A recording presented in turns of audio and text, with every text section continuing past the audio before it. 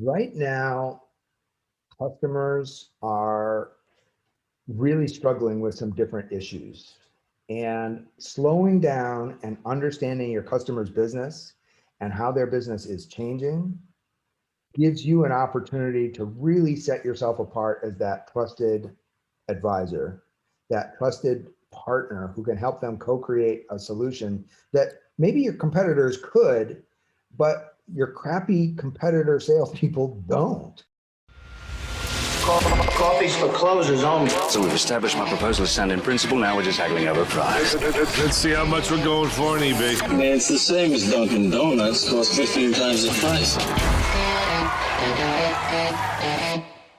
Today's podcast is sponsored by Jennings Executive Search.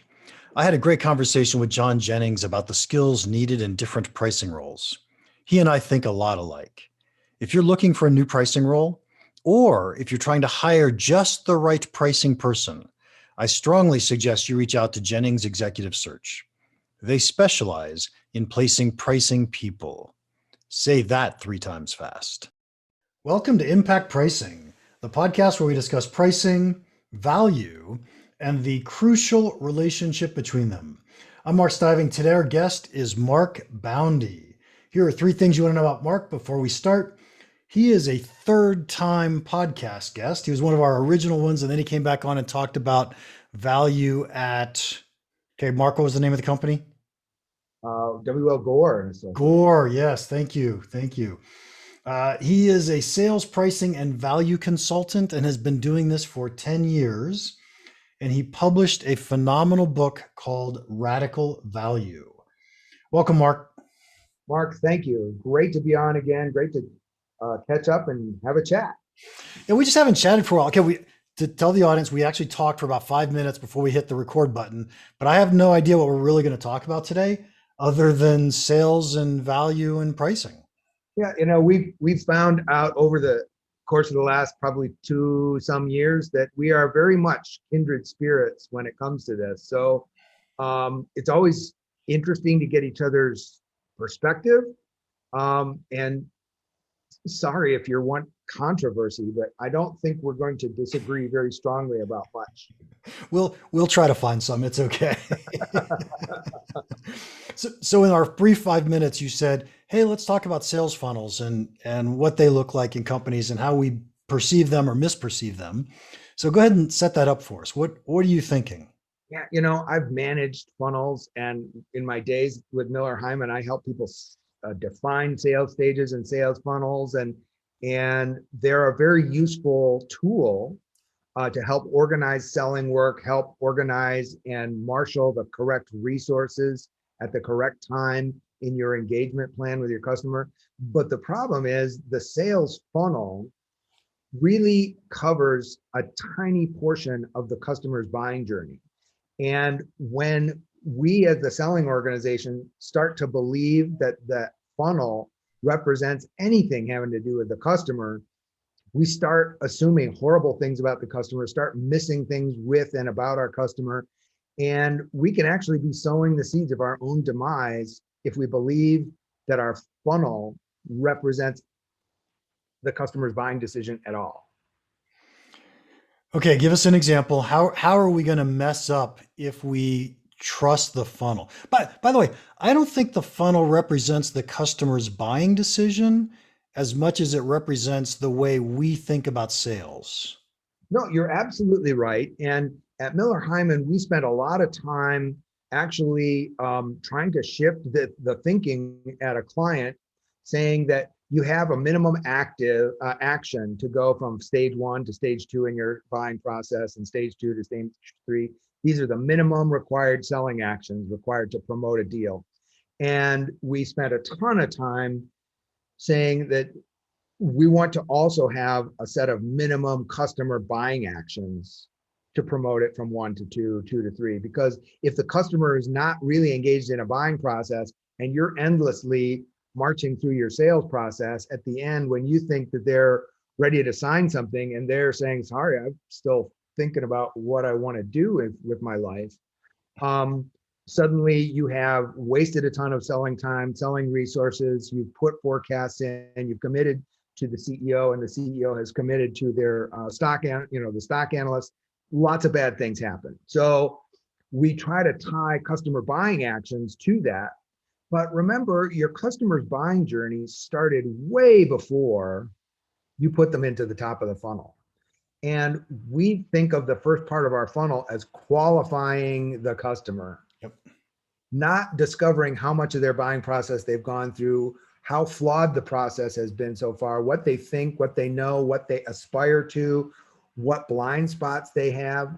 We're just qualifying them, make sure they have BANT, and that is the most short-sighted thing. And similarly, at the end, we talk about closing, and think of a split screen where on one screen, on one side of a split screen, you have what's happening on the sales floor, right? When the customer signs the contract, there's a bell ringing and people jumping up and down, and somebody's calculating their commission, and it's a big celebration. And on the split screen on the other side, the customer suddenly has got the cold sweats because now they're finally fully accountable for an outcome. Think about those two. And on the right-hand side, now where the salespeople are celebrating and they hand them off to somebody who barely talked to that customer before. They never took really good notes in the first place. And so now that customer feels pretty alienated and pretty orphaned. But we got them through the funnel. The deal. Right. We got the deal. And I know your book, Win, Keep, Grow. I am lucky enough to be one of the advanced readers. You really hammered this home that that's the way a lot of conventional business have always thought. And enlightened companies understand that that is not how the customer experiences your product, your service, doing business with you, and thinking narrowly in terms of, even using the word close. Does a customer close? They're open. Right. That's the beginning of the relationship. Yeah. So the idea of closing and the idea of being called a lead and the fact that of qualifying, those are all very seller-centric words. Even demonstration is seller-centric rather than determining fit or discovering which part of your software that is really going to add value to their life. Nice. I love that you think about these things, Mark. I want to jump back to what you were talking about earlier, where you said, when we qualify a buyer, we don't know anything about what they've been through to get to that point. And what I want to do with you, if you don't mind, is I've got a concept that I'm writing about, I've been playing with, and I call it a buyer's value journey. Yeah. And essentially, I like it already. Oh, thank you. But essentially, the question is, how does a buyer learn about the value of our products? What are the steps they're going to go through? And you've probably heard me talk about the will I and the which one concept. So first off, they have to say, yes, I am going to buy something in the product category. And then they go out and shop around for which one am I going to go buy? Well, if you think about this as a 2x2 matrix, that's one piece of the 2x2 matrix. The other piece is, am I doing this without talking to a salesperson or while I'm talking to a salesperson? And now we have these different journeys. And one of them I call the analytical journey, where it's the one that we probably all think that our customers take, where they first say, yeah, I got this problem. And then they go out on the internet and they do their, according to Forrester, 57% of the buying purchase before they contact a salesperson. Right? And then they come talk to us and they've done a ton of the work before they ever get to us. I have some very strong opinions on this. I wish I remembered the name of the author. At Miller Hyman, we talked about it all the time. The title of the book and the study was The Nature of Human Intelligence. And they said that human beings, when they're trying to decide something, first there's a trigger event where they decide that status quo is no longer acceptable. But they start not by looking for things, they start by understanding their situation, understanding their aspirations, what's not good, what they need to change, what they could possibly do, what things could change as part of that. Then they go out and look and explore options to meet that conceptual future state envisioned. And then they narrow those down to one and they buy. Using the internet, it's the same process. Yep. But we have done ourselves a real disservice, and we've done salespeople a huge disservice by telling them, oh, customers have informed X%. I don't even know how you measure 57% of a sales process to two-digit significant digits of precision. But let's just say more than half, and I can live with that. But think about it. If you're a salesperson, or if you're anywhere in a selling company, who knows more about the nuances, the ins and outs of your product or service, you or your highly informed customer? Yeah, certainly it's you. Right. And so if we tell salespeople, just find out what the customers have self-informed and what their envision is, right? What usually happens as the result of that self-informing is under-informing and misinforming in some combination.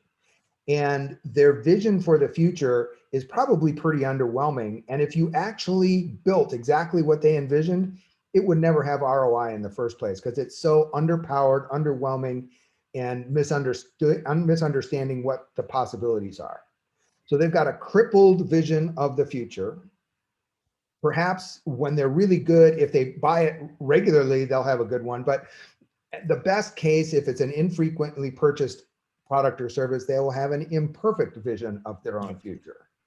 We train people using methodologies and great questions and understand and uncover the pain to get a perfect vision of the customer's imperfect vision. When we ask them to uncover the pain, the customer can only answer the pain that is the result of their self-informed vision. They can only give you what they know. They need an expert to say, have you ever thought about this? Or other customers like you have actually found this too. Have you ever, and so all those unanticipated outcomes are unavailable to the customer in that self-informed, underwhelming vision of the future. So invariably, what happens is the three companies that are the best at getting a perfect vision of the customer's imperfect future vision become finalists. The customer says, I've got 3 proposals on my desk with 3 different logos on the cover, but it's the same proposal inside. And the ROI isn't there because the ROI was never in your vision. So half the time today, especially in technology products, half the time, no decision wins because there wasn't enough value. And wasn't enough value can be, there wasn't ROI, we couldn't approve the budget got moved away. And so you tell the salesperson all these different flavors of there wasn't enough value. Yeah, I would say, using the parlance or the language that I usually use, they never really said yes to the will I decision. They never said, yes, I'm going to buy something in the product category. They said, yes, I might, but they never said, yes, I will. Or yes, I've got a problem. Yes, I will. But now that I've dug deeper into it, geez, what I thought I wanted just really isn't all that compelling. And there's 3 different ways, 3 different companies selling it, and they aren't different. And so if I have to buy something, I'm going to beat 2 of them up on price. Yep. Because they aren't different anyway. Yep. Well, and so now I want to go down the next path with you. Yeah, I'm going to finish the 2 outcomes when you've undersold and haven't helped broaden the customer's vision is half the time no decision wins, and the other half of the time price wins. Which one sucks worse? I could not honestly tell you. Yep. Okay.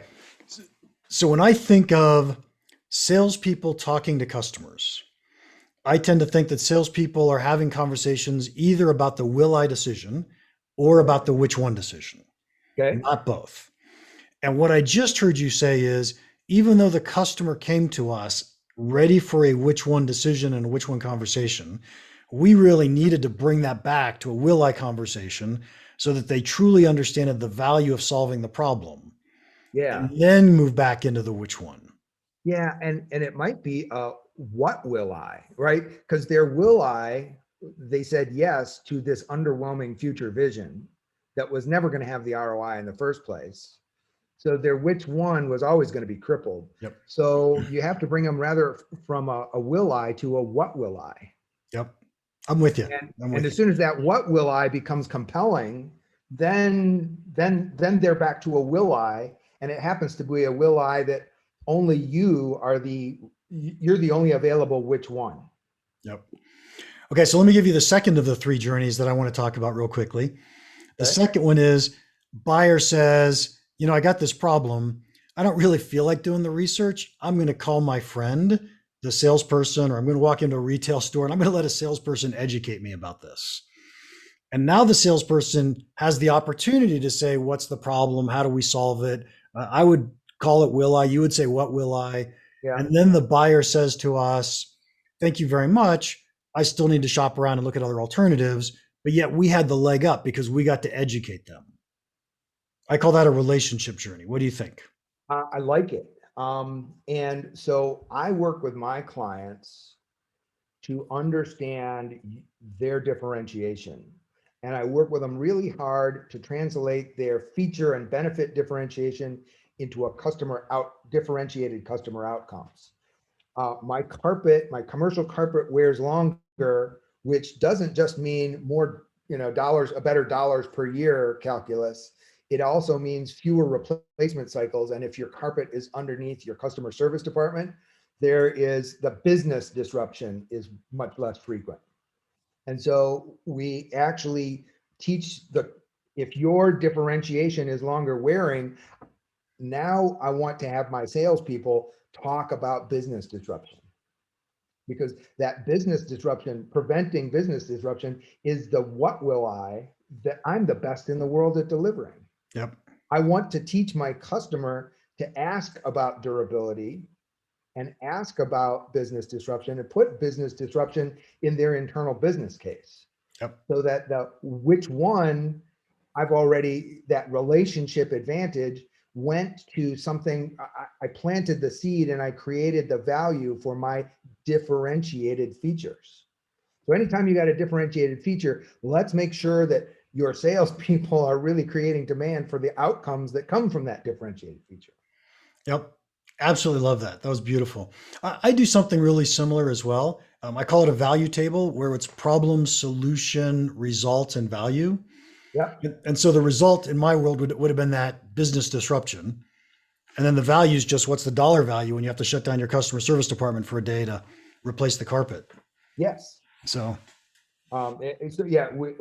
it's very important to dollarize that outcome as much as possible. What is the cost of the business disruption? What are you missing? And there's always some parts of it that you can't quantify, like what dollar price would you put on not having your facilities people not get the phone call, you broke my Ohio State mug, or my granddaughter picture is right. That's a giant pain, but it's hard to put a dollar value on, but they want to avoid that. And if you can make that real in their mind, it almost doesn't matter, right? Yeah. I just want to point out, I did not bring up Michigan first, okay? I actually had a colleague once, their client was a mobile phone service provider. And they were bidding for a large corporate contract, and they had the best price. And they thought with the telecom lead, the vice president of telecom services, they were sure they had everything buttoned up. And they found out that the guy said, I am not going to ever risk taking a call from my CEO in the middle of the night because a call got dropped. So I'm sticking with my existing provider at a higher price. So sometimes those outcomes are personal, and don't have a dollar amount attached to them, but they really, really work. Yes. Okay, last of the three journeys. This journey, it's called the trust journey. It isn't overly common, but when it's there, you have to recognize it and sell properly. Yep. And the trust journey is when someone says, yeah, I have a problem. I think I'm going to go solve it. They call a salesperson and they never go call another salesperson because they trusted you. Now that could be because it came as a referral. It could be repeat business. right? But for whatever reason, they were calling you and they're not going to call somebody else. But you may not know that. You Yep. just have to treat them as though they're never going to call anybody else. And Yeah. what I love about those people, by the way, is they're not price sensitive. Price wasn't driving that decision. No. Yeah, I love that. When I talk to people about value versus price, I bring out the visual of the two-pan scale, the scale that gold miners used to have that you always see Lady Justice in. And Yep. that scale exists inside your customer's mind. So it's not super concrete. There's like an Alice in Wonderland LSD trip because these things, they change in mysterious ways, except that your price or your price premium is measurable in dollars, cents, and sometimes down to 5 and 6 places after the decimal point. It's very concrete, very measurable, and that's what's in one pan. Your value, whether it's that the business disruption or getting called by your CEO for a drop call, that goes in the other pan. And you weigh the value against the price. And if the value outweighs the price premium, you're going to buy from them.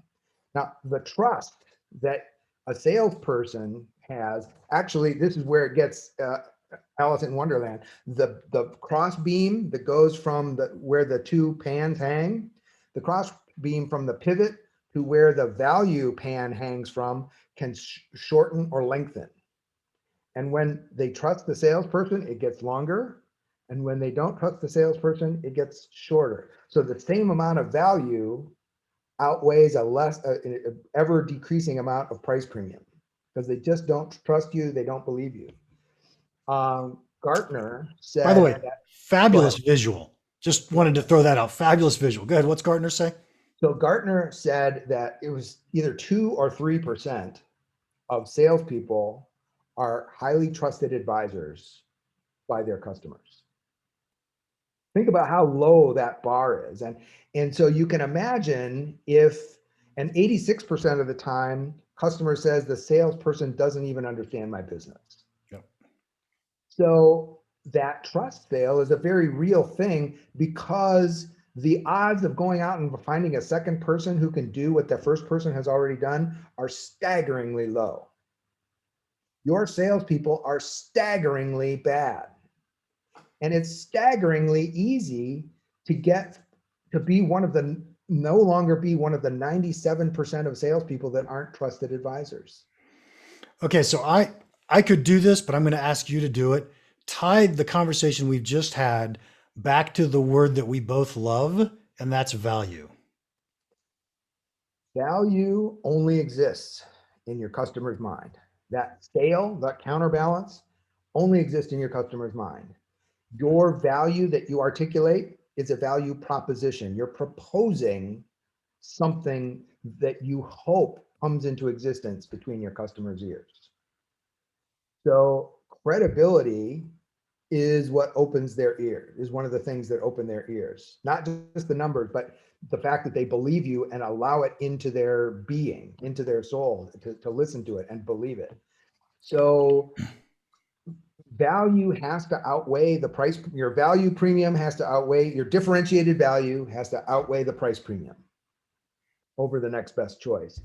And the only way you're going to get anything in that pan to really is if they believe you. Because it could be, if they don't trust you, that short arm means it doesn't matter how much value is there. Yeah, and that trust really comes from listening to our customers. What are their pain points? What do they really care about? Being able to position our product that we're solving their problems, and then helping them calculate the dollar value of solving the problems we're going to solve for them. Absolutely. And so there's two ways that value comes into existence. One is if they have quantified an outcome, or if they've described an outcome themselves, the person who quantifies it with them and helps them walk through the dollar value of that is ahead, has an advantage. I seem to have sold in my past, helped companies sell products that reduce various forms of risk. Risk is a funny thing. Everybody knows it, sees it, knows it costs, but the risk manager and the CFO is never on your buying committee. The person who understands how many dollars that risk is doesn't vote for you unless you go out and get them and drag them kicking and screaming into the buying committee to explain to everybody else just how huge this risk is. So part of that is, even if they've articulated a risk, you have to help them quantify it. And the second thing is, if they didn't think about that risk, if there is something where you're able to challenge their vision of the future, challenge their concept of what is achievable, expand their vision of the future, now you're the only one offering that differentiated bit of future next to the same thing that the three other finalists that are all the same as each other are. I mean, it's two other finalists that are the same, and you who have all of that plus this differentiated stuff. So quantify it with your customer, make that value more real, more concrete, more measurable, and add more stuff, add more things, because your value often has tentacles that reach throughout your customer's company. And just because the person who feels that pain isn't on your buying committee doesn't mean they shouldn't be. Yep. Mark, I feel like I could sit here and talk all day with you about these things. It just flows. But we have to end with the last question. What's the piece of pricing advice you'd give our listeners today that you think could have a big impact on their business?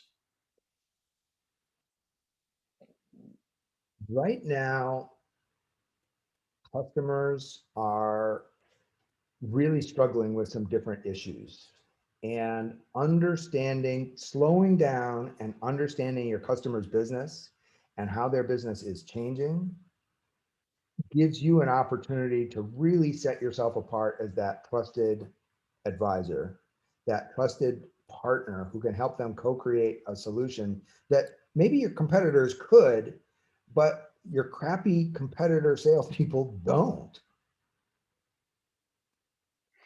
Yeah, I think the key that salespeople don't do often enough, and you've said this a few times today, is understand your customer's business. It's crazy. I have a whole course on business acumen. Here's the 13 things you need to know about your customer, preferably before you walk in, but certainly by the time you've had the second discovery appointment. What are their management risks? What is their cost structure? Some things that you can learn by cyber stalking them. Some things you only learn by asking them, but understand them and their world, and just the act of being curious and compassionate and empathetic creates a ton of connection and a ton of credibility and relationship. And from there on, it's actually easy for you to find something about your product or service that plugs into some part of their business that neither of you had imagined before. Yep. And all it takes is asking. The best questions, the best listener almost always wins. Nice. Mark, thank you so much for your time today. If anybody wants to contact you, how can they do that? Reach out at Mark at Boundy Consulting. Boundy is Boundy consulting.com. You can look for my book, Radical Value, on the Big A, Amazon, or wherever you like to buy your books. But you can look at my website at boundyconsulting.com, or I'm at Mark at boundyconsulting.com. And we can find you on LinkedIn as well. Absolutely. Nice. Thank you for listening. If you enjoyed this, would you please leave us a rating and review? Gabriel TT78 left a really long review. Like it a lot. Thanks, Gabriel. I really appreciate that. And finally, if you have any questions or comments about the podcast or pricing in general, feel free to email me, Mark at impactpricing.com. Now, go make an impact. Thanks again to Jennings Executive Search for sponsoring our podcast. If you're looking to hire someone in pricing, I suggest you contact someone who knows pricing people. Contact Jennings Executive Search.